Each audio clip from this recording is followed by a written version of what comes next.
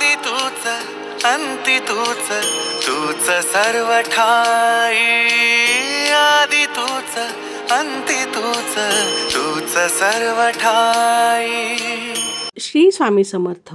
मी Aparna's lifestyle आणि cooking recipes या माझ्या यूट्यूब चॅनलमध्ये अगदी मनापासून तुमचे स्वागत करते। तुमच्या मनातील सर्व चांगल्या इच्छा स्वामी माऊली पूर्ण करोत ही स्वामी चरणी प्रार्थना करते आणि आजच्या व्हिडिओला सुरुवात करते। मंडळी, एकादशी तिथी ही प्रत्येक महिन्यात दोनदा येत असते, एक कृष्ण पक्षातील आणि दुसरी शुक्ल पक्षातील। एकादशीच्या दिवशी भगवान श्री हरी विष्णूंच्या विविध रूपांचे दर्शन आपल्याला होत असते। आषाढ महिन्यात येणारी एकादशी ही अत्यंत महत्त्वाची मानली जाते। आषाढ महिन्यातील शुक्ल पक्षातील एकादशीला देवशयनी एकादशी म्हणून ओळखलं जातं, तर काही ठिकाणी पद्मनाभाया नावाने देखील संबोधन हे केलं जातं। आपल्या महाराष्ट्रात आषाढी एकादशीला अनन्यसाधारण महत्त्वाची तिथी मानण्याची प्राचीन परंपरा आहे। आजच्या व्हिडिओमध्ये आषाढी एकादशी कधी आहे, तिथी तसेच शुभ मुहूर्त तसेच इतर महत्त्वपूर्ण माहिती जाणून घेणार आहोत। व्हिडिओ स्किप न करता पूर्ण पाहावा, जेणेकरून तुम्हाला महत्त्वाची माहिती ही सविस्तर कळेल। आणि तुम्ही जर आपल्या चॅनलला अजून सबस्क्राईब केलं नसेल तर सबस्क्राईब नक्की करा, जेणेकरून असेच नवनवीन आध्यात्मिक तसेच भक्तिमय व्हिडिओ तुमच्यापर्यंत पोहोचतील आणि आपली यूट्यूब फॅमिली अजूनच बहरेल। वैकुंठ भवनाच्या आधीपासून पंढरपूर अस्तित्वात आले अशी मान्यता असल्याने पृथ्वीवरील सर्वात पुरातन क्षेत्र म्हणून पंढरपूरचा उल्लेख हा केला जातो। पृथ्वीवरील केवळ दोनच तीर्थक्षेत्र नाश न पावणारी आहेत, एक म्हणजे काशी आणि दुसरे म्हणजे पंढरपूर।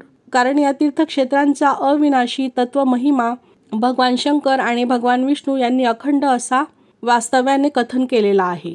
आषाढी एकादशी म्हटलं की डोळ्यासमोर येते ती पंढरपूरची वारी करत पंढरपुरात एकादशीला विठ्ठलाचे दर्शन घेणं हा लाखो वारकऱ्यांचा दरवर्षीचा शिरस्ता। राज्यभरातील संतांच्या पालख्या नियोजित वेळेत ठिकठिकाणाहून निघतात। आषाढी एकादशीला पंढरपुरात पोहोचतात। बोलावा विठ्ठल, पहावा विठ्ठल, करावा विठ्ठल, जीवा भावे या अभंगाची प्रचिती प्रत्येक वारकरी आणि विठ्ठल भक्त नित्यनेमाने घेत असतो। पंढरीचा विठ्ठल हा वारकऱ्यांचा श्वासच आहे, त्यांच्या नामाविना कोणतंच कार्य पूर्ण होत नाही। तर यंदा देवशयनी म्हणजेच आषाढी एकादशी बुधवारी 17 जुलै 2024 रोजी, तर एकादशी तिथीची सुरुवात ही होत आहे 16 जुलै 2024 रोजी रात्री 8:23 आणि एकादशी संपणार आहे 17 जुलै 2024 रोजी 9:02। पारणासाठी शुभ वेळ म्हणजेच उपवास सोडण्यासाठी शुभ वेळ आहे गुरुवार 18 जुलै 2024 सकाळी 5:46 ते 8:06 पूजेचा शुभ मुहूर्त ही आपण पाहूयात। पूजेचा शुभ मुहूर्त ब्रह्ममुहूर्त प्रातः 4:13 ते 4:53 असेल। प्रातः 4:33 ते 5:34 असेल। विजय मुहूर्त दुपारी 2:45 ते 3:40 असेल। गोधुली मुहूर्त संध्याकाळी 7:19 ते 7:39 असेल। सहाय्य संध्या रात्री 7:20 ते 8:22 असेल। अमृतकाल संध्याकाळी 4:23 ते 6:03 असेल। सर्वार्थ सिद्धी योग सकाळी 5:23 ते दुसऱ्या दिवशी पहाटे 3:13 असेल। त्याचप्रमाणे अमृत सिद्धी योग सकाळी 5:34 ते दुसऱ्या दिवशी पहाटे 3:13 असेल। या दिवशी विशेष मंत्राचा उच्चार करून भगवान श्री हरी विष्णूंना झोपवले जाते। तर हरिशयन मंत्र असा आहे: सुप्ते त्वयि जगन्नाथ जमसुप्त भवेदिदम विबुद्धे त्वयि बुद्धच जगत्सर्व चराचरम। याचा अर्थ असा होतो की हे परमेश्वरा, तुझ्या जागे होण्याने संपूर्ण सृष्टी जागृत होते आणि तुझ्या झोपण्याने सर्व सृष्टी गतिमान होते, अचल झोपी जाते। तुझ्या कृपेने ही सर्व सृष्टी जागते आणि झोपी जाते। तुझ्या कृपेने आमच्यावर आशीर्वादाचा वर्षाव तू कर। तर या आषाढी एकादशीच्या दिवशी ब्रह्ममुहूर्तावर उठून स्नानादी करून भगवान श्री हरी विष्णू तसेच विठुरायाला तुळस अर्पण करावी, त्यांची विधिवत पंचोपचारे पूजाही करावी आणि त्यानंतर व्रताचा संकल्प हा करावा। एकादशीच्या दिवशी संपूर्ण दिवस भगवंताचे नामस्मरण करत राहावे।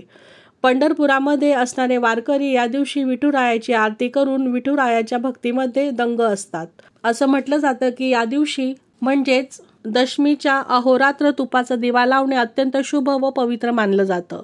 आषाढी एकादशीची एक कथाही सांगितली जाते. आपल्या हिंदू धर्मशास्त्रामध्ये सत्ययुगात मागध नावाचा चक्रवर्ती सम्राट राजा राज्य करीत होता.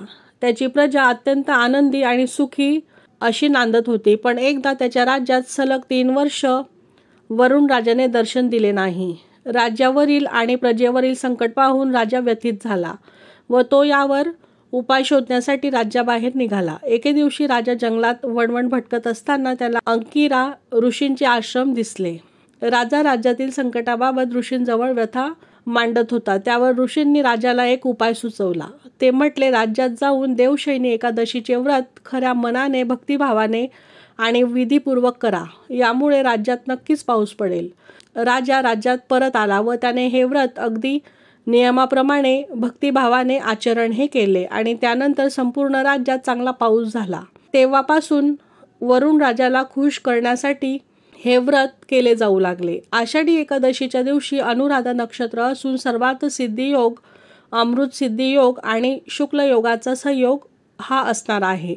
या काळात तुम्ही धार्मिक कार्यासोबतच अनेक महत्त्वाची कामेही करू शकता. यामुळे तुम्हाला लाभच होईल, कारण हा काळ शुभ असणार आहे. आषाढी एकादशीची तिथी संपल्यानंतर चातुर्मास सुरू होतो. या दिवसापासून पुढे 4 महिने भगवान श्री हरिविष्णू निद्रा अवस्थेत जातात. या काळात कोणतंही शुभ कार्य करणं वर्जित मानलं जातं. आपल्या हिंदू पुराण काळानुसार श्री विष्णूंनी या दिवशी वामन अवताराचे रूप धारण करून बळीराजाला पाताळात जाण्यास सांगितले. तसेच बळीराजाला त्याच्या राज्याचं संरक्षण करण्याचे वचनही दिले. बळीराजाने दिलेले वचन पाळण्यासाठी श्री हरिविष्णू द्वारपाल म्हणून पाताळात जातात. हा काळ आषाढी एकादशीपासून ते कार्तिक एकादशीपर्यंतचा मानला जातो. भगवान श्री हरिविष्णू आषाढी एकादशीच्या दिवशी बळीराज्यात जातात आणि कार्तिक एकादशीला क्षीरसागरात परत येतात अशी मान्यता आहे. तर अशा प्रकारे आज आपण आषाढी एकादशीची महत्त्वपूर्ण माहिती जाणून घेतलेली आहे. आषाढी एकादशीची दिवशी मुख्यत्वे महाराष्ट्रात विठुरायाची मनोभावे पूजाही केली जाते. पांडुरंगाच्या ठायी भगवान विष्णू आणि शिव या दोन्ही देवतांचे ऐक्य असल्याने या दोन्ही देवांचे भक्त उपवास देखील करतात. अनेक ठिकाणी दिंड्या देखील निघतात. लहान मोठी भक्त यामध्ये सहभागी होताना आपल्याला आढळतात. या दिवशी पंढरपुरात विठ्ठल भक्तीचा जनसागर उसळलेला आपल्याला पाहावयास मिळतो. केवळ विठुरायाच्या दर्शनाने तसेच पायी जाणारे वारकरींची समाप्ती झाल्याने विठुरायाच्या दर्शनाने जिवलग भेटावा असे समाधान प्रत्येक वारकऱ्याच्या चेहऱ्यावर पाहावयासे मिळत असते. आषाढ महिन्यात सुरू झालेली देवतांची रात्र कार्तिक महिन्यातील एकादशीला समाप्त होते.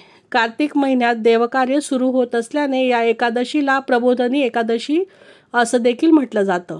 तर मंडळी, आजच्या व्हिडिओमध्ये देवशयनी एकादशीचं आपण शुभ मुहूर्त तसेच तिथी त्याचप्रमाणे महत्त्वपूर्ण माहिती आपण पाहिलेली आहे. तर आजचा व्हिडिओ आणि आजची माहिती तुम्हाला कशी वाटली कमेंट करून नक्की सांगा आणि अशाच माहितीपूर्ण व्हिडिओसाठी चॅनलला सबस्क्राईब नक्की करा.